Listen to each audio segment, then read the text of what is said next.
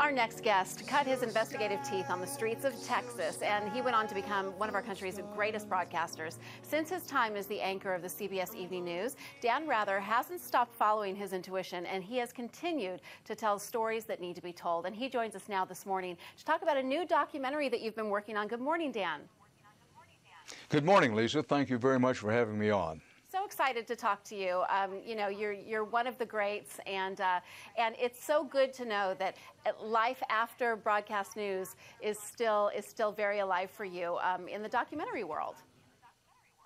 Well, thank you very much. As you know, I have a lifetime professional commitment to investigative reporting, and frankly, I love it when we get on to a story that matters, a story of some importance, like what's happened with some children from the international adoption world.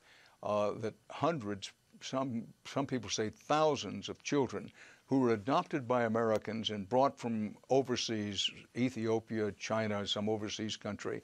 Then the parents decide they don't want this child. And I think it certainly outraged and astounded me to find that they can then get up on the internet. They just sort of advertise the child on the internet to be, quote, rehomed, saying anybody want this child. Now, this is all legal. It isn't against the law because there's no monitoring, no supervising on the federal level or on the state level. In most states, in fact, practically every state, it's still legal to advertise a child on the internet, exclamation point.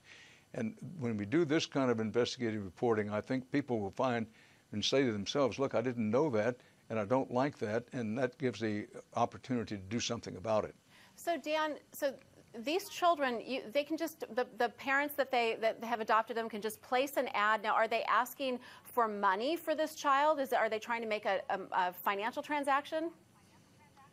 No, in most cases, that is not the case. In most cases, they're just trying to get rid of the child. They've adopted the child from, say, Ethiopia, brought the child here, and find suddenly that in many cases, these are older children. It's a different situation when infants are adopted, but about 50% of children adopted from overseas these days are beyond the age of 3. And frequently what happens, the parents have no idea what they're getting into. Once they get into it, they just say, look, I didn't bargain for all this. And here's the point. They can then just go to the internet and say, anybody want this child or children? They're up to be, quote, rehomed. Sometimes the rehoming, so-called, works out. In many cases, it doesn't work out. And that's what we are digging into with this report. And it's all legal. I keep coming back to the astounding thing to me. It's not illegal in any state that I know of to advertise the child on the internet to be, quote, rehomed. Now, Dan, in your documentary, did you get a chance to follow some of these families, to talk to some of them about this decision that they're making to give the adopted child up?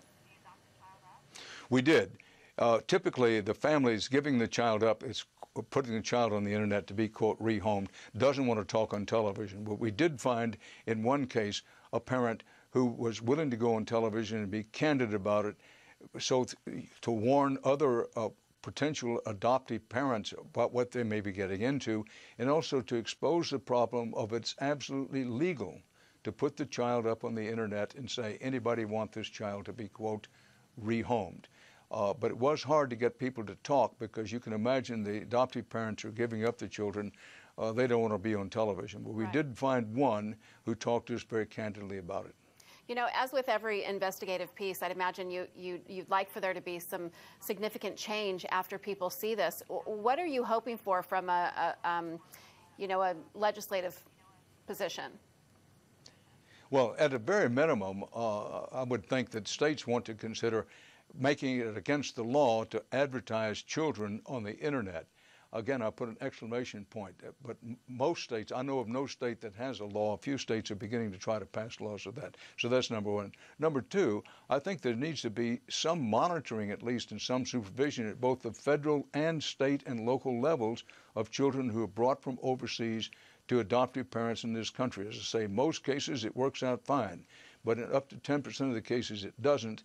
And there needs to be, yes, I do think there needs to be legislation, state legislation, and if necessary, federal legislation, so we don't wind up putting these children on the internet and saying anybody want to, quote, rehome this child. Right.